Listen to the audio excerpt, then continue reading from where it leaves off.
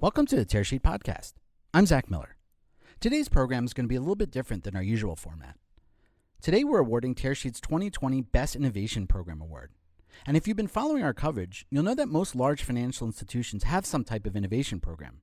Frequently includes an in-house accelerator, a startup engagement initiative, and frequently it even includes a corporate investment arm. And this is not just relegated to large financial institutions either. Smaller banks and smaller community financial institutions starting to get into the game as well. So we went out into the market and we tried to identify the best innovation programs on 4 criteria: creativity, innovative thinking, customer value, and results. And I'm proud to say that this year's winner is Mastercard's Start Path program. Here to accept the award on Mastercard's behalf is Amy Neale. So, hi, my name is Amy Neale, and I am the Vice President for the Start Path program here at Mastercard. Start Path is Mastercard's global startup engagement initiative that enables us to work with the best scaling startups from around the globe. And so, you guys are the inaugural winners of our Best Innovation Program Award. Can we start by how Mastercard and Start Path define innovation? So we're absolutely delighted to be the inaugural winners of the award. And of course, innovation is something that the Start Path team thinks about every day. It's probably no surprise that the home for Start Path is part of Mastercard Labs, which is very much focused on all of Mastercard's innovation activities. And really, when I think about innovation, it's actually been something that's been part of my career all through my journey, from technology right through to the startup engagement work that I do every day. And when I think about innovation, for me, it's very much about defining a creative process. So whether that creativity is happening within a technology environment or whether it's in one of the more traditional creative industries, I think it's very much about process. We like to think about the importance of creating process around 3 important constituencies when you're thinking about innovation, when you're thinking about turning a solid idea or an invention or a new technology into something that's actually going to reach into people's hands. We define innovation as being needing 3 aspects.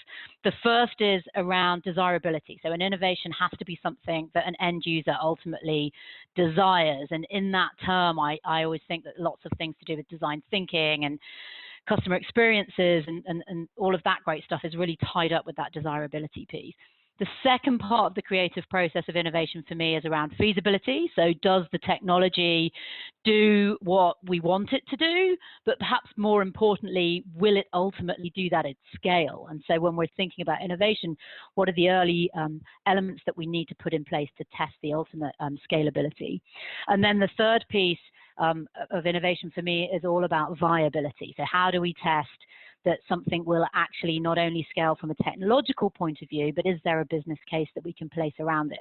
Once we know that somebody desires it, once we know that it will work, can we actually introduce it as a product that will ultimately make money and has its own business case? So that's how I think about innovation.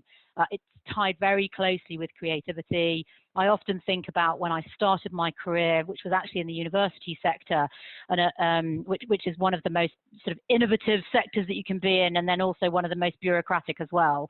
And we had a particular vice president of innovation. And we used to always talk about that individual as being the person that put the no in innovation. But that's something The of no a joke. stops here. Today, Yeah. I think that exactly, but I do think that process is really, really important as it relates to innovation.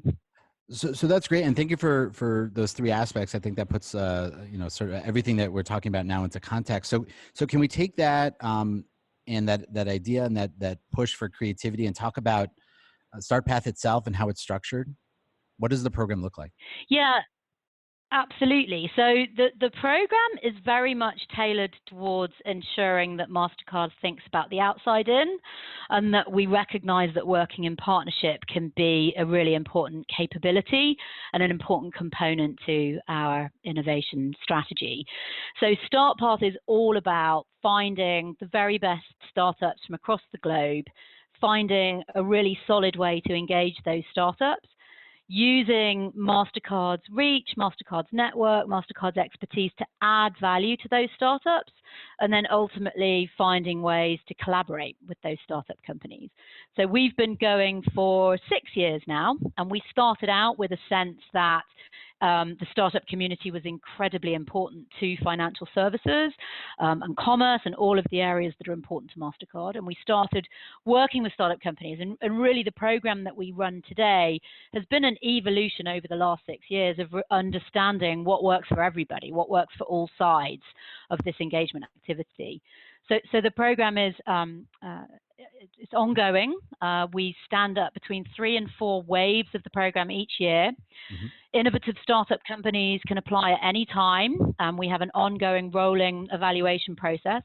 And our evaluation process is a balance between understanding the quality of a company, so, you know, understanding how strong they are as a team and how strong their solution is, but balancing that against the strategic fit with Mastercard and all of the things that we do in the world and the ways that we could potentially work with that company.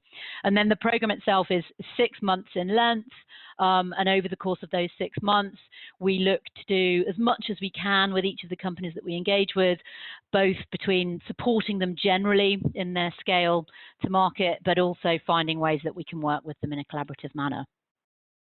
So I'm curious if we can drill a little bit further down into the structure in terms of people, resources, and workflow. From the Mastercard point of view, what this looks like, you know, what's going on behind the scenes to make this program, you know, live. Yep.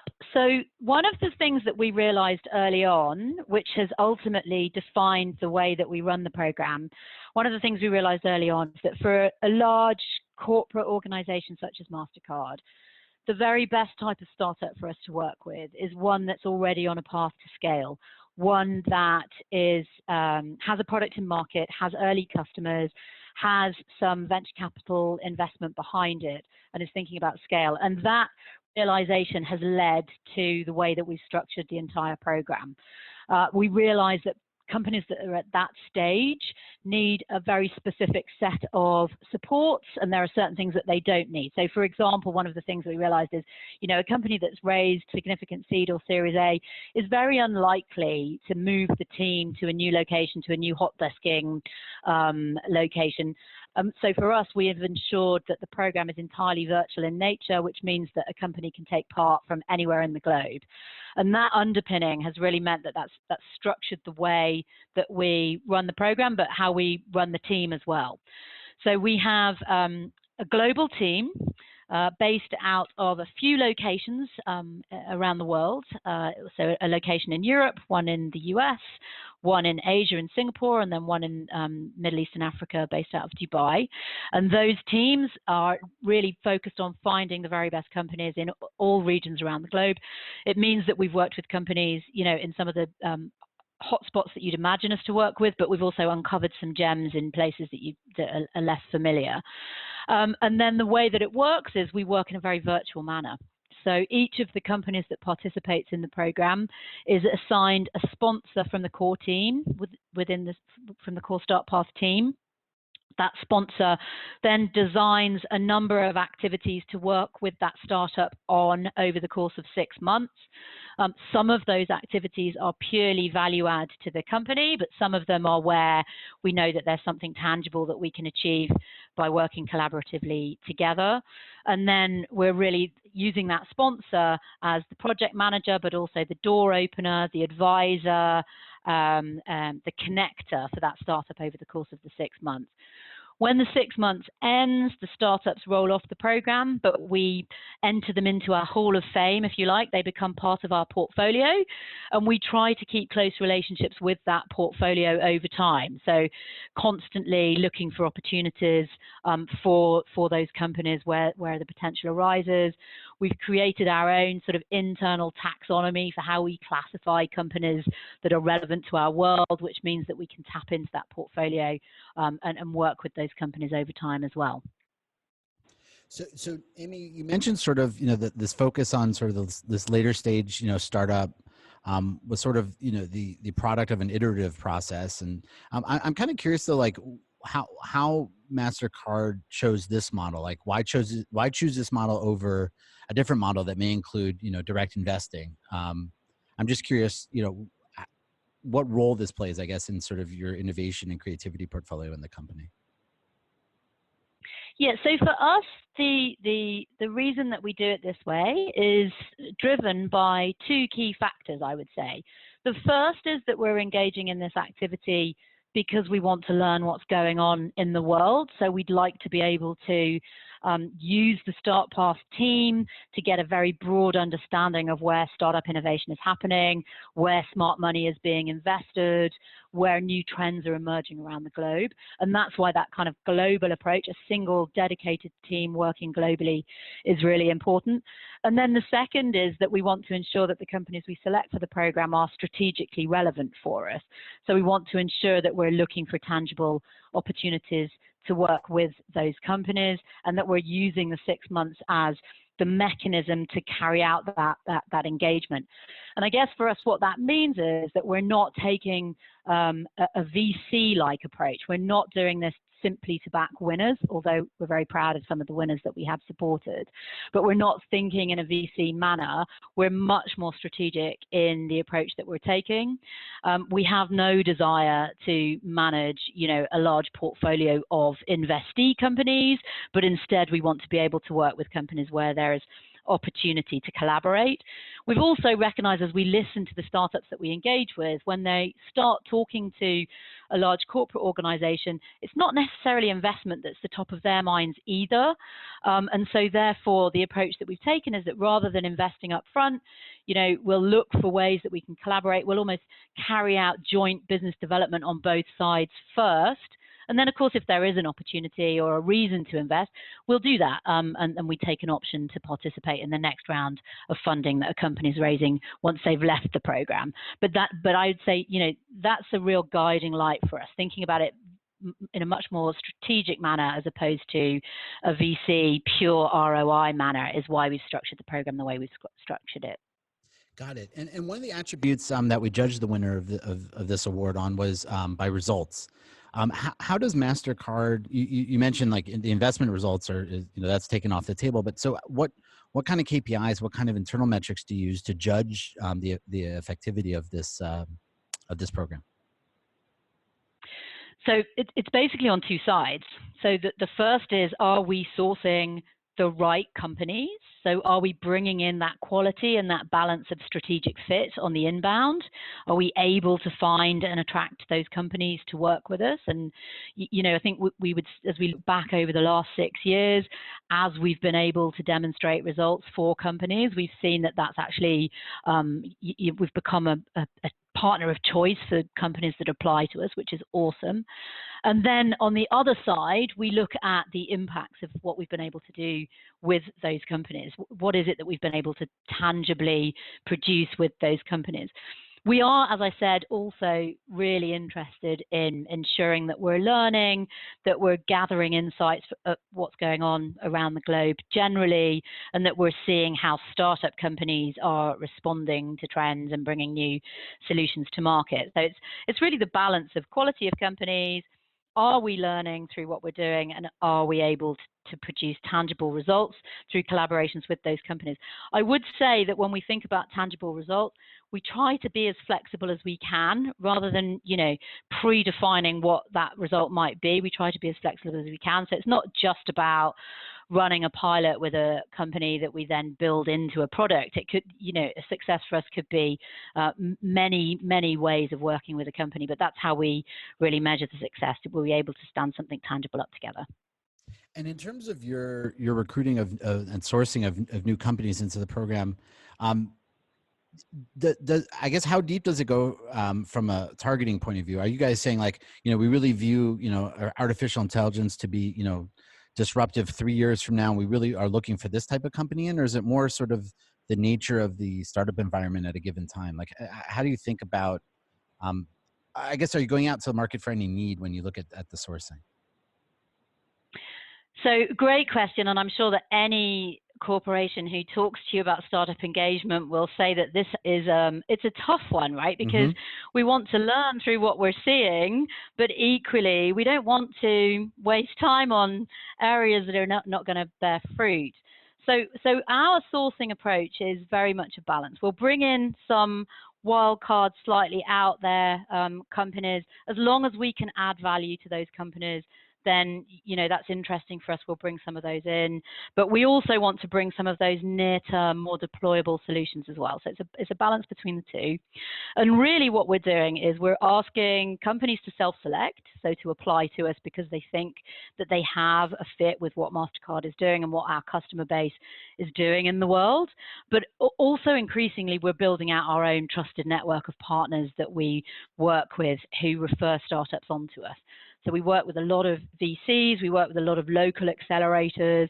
We're also very fortunate that we have an incredibly global workforce who's super interested in fintech and startup, and they refer companies onto us as well.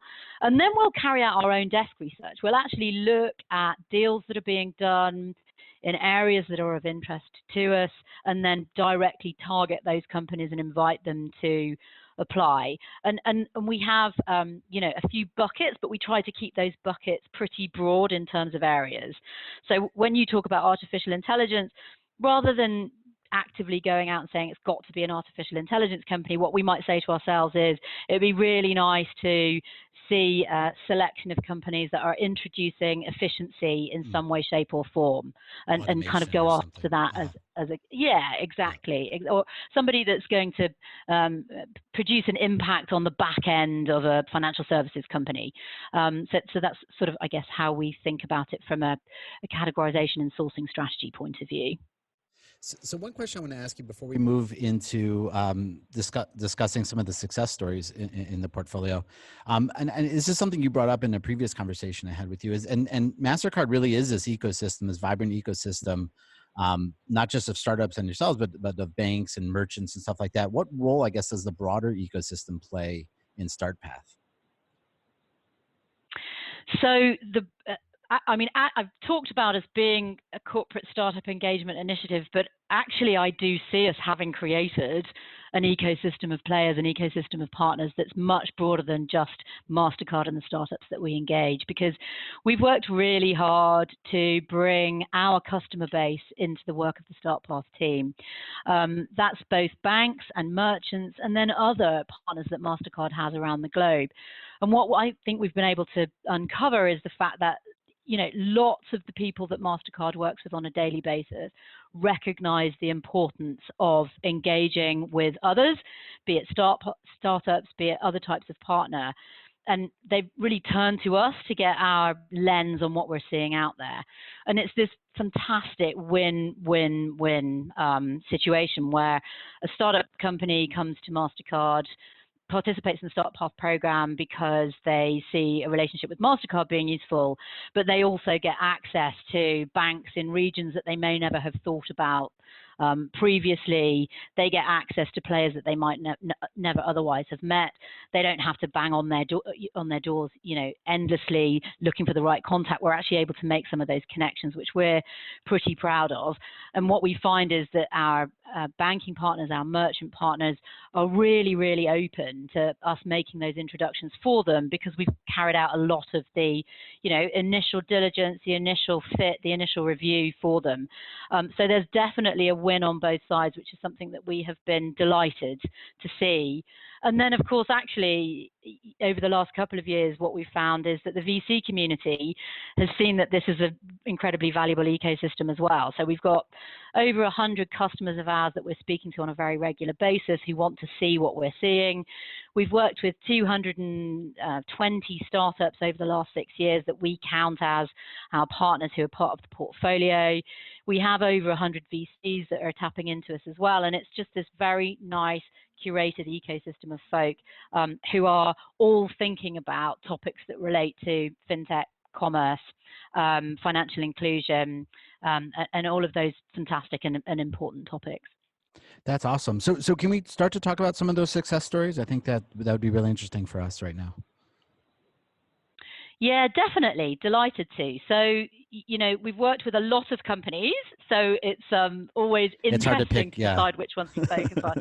Super hard to pick, and one of the things that we're pretty proud of is, you know, you start this type of activity, you don't know whether you're going to pick winners, whether you're going to pick the right sorts of companies or not. It's a balance of serendipity and strategy.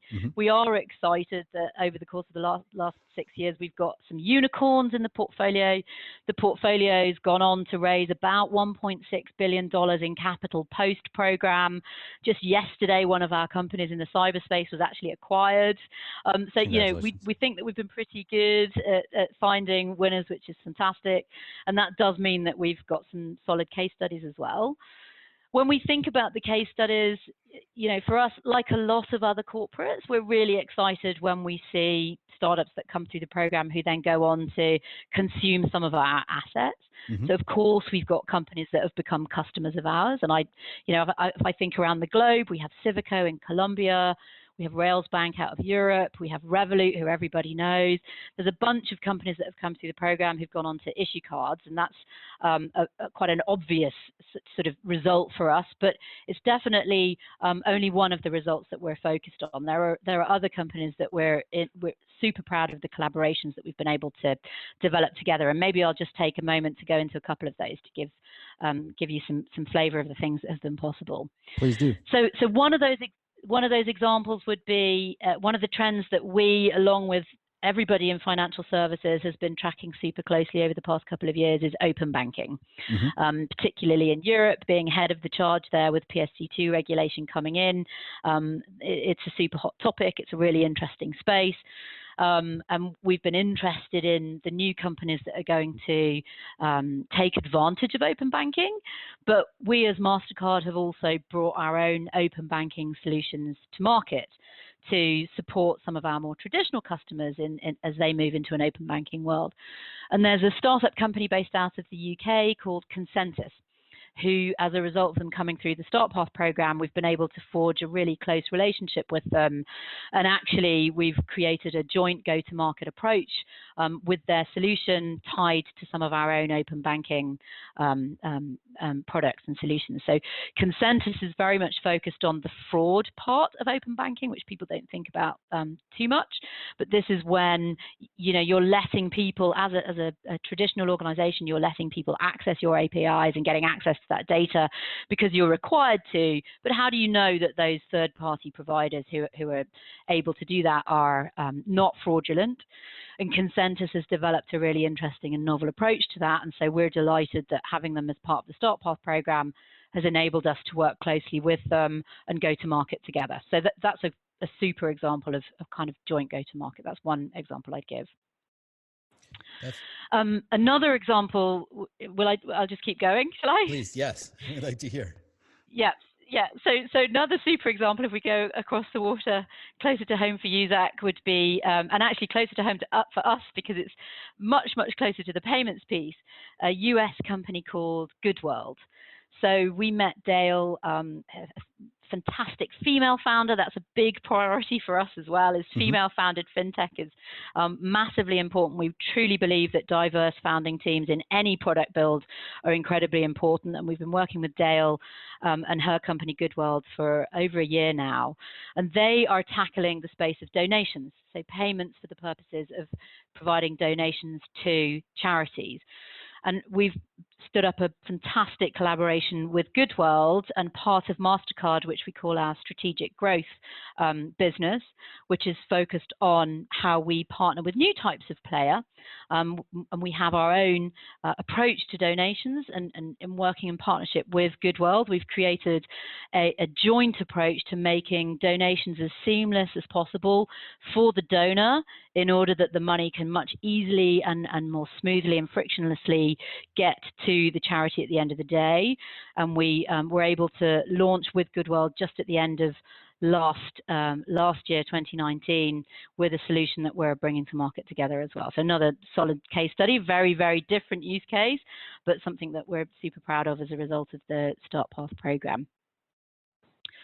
And then perhaps one final one, which I would mention, taking us to a different part of the world is from Asia Pacific. We've been working with an Indian startup company called Synzy, and Synzy is using artificial intelligence to smooth and make easy the onboarding process. So everybody is thinking about identity, digital identities, and how do we verify that people are who they say they are. It's a big issue in the world of financial services as banks have to onboard customers. It extends beyond financial services, obviously, but we've been working super closely with Synzy and their solution for onboarding to make sure that we can bundle some of our own assets and Synzy's assets together and meet the needs of our customers. So we're taking Synzy right into the hands of our traditional customers who've expressed to us that this is a need that they're looking to solve for, and we're working closely with the Synzy team to solve that problem that our existing customers have. So just 3 examples there from different corners of the globe, but hopefully that kind of paints a picture of the ways that we've been able to really tangibly collaborate and go to market with some of the companies that we've brought through the program. It definitely does, and I appreciate you sharing those with us. What about this year? I mean, we're right fresh into 2020. What are your goals for the program? Is it just doing what you've been doing and doing it better, bigger, more globally? Like, what are your biggest priorities this year? Yep, so really excited to start 2020 with a bang, just back in the office this week. The goals for this year for us are definitely to do more. We're really, really focused on fintech as a sector for Mastercard. We recognize that the fintechs are incredibly important partners for us. We're delighted to have been the partner of choice for a lot of fintechs globally. We want to deepen that and go further, ensuring that we become the best we possibly can be in how we partner with new companies. We're definitely focused on ensuring that our internal processes are optimized as much as they can be to make this open innovation and collaborative way of working, really, really seamless, to be able to do more and to do more faster, I think. And then, for us, one of the things that's really important for us is that diversity piece. So increasingly, we are looking to ensure that we evaluate companies for their diverse founding teams, and we want to make sure that we're going further to reach into new territories, emerging markets, places that we haven't been able to reach so far with the work that we've been doing to find those nuggets of gold, those startups that we can collaborate with our wide-ranging network of Mastercard partners across the globe. So yeah, I think to encapsulate 2020 for us, it's more and better. Okay, so small goals, right? Interesting. Yeah. Amy, it's been great to talk to you again. It's great to have you on the podcast, and I'm really happy that we could acknowledge your work, Mastercard's work, and StartPath Program's work in running the best innovation program for 2020. Thank you for joining us today. Thank you so much, Zach.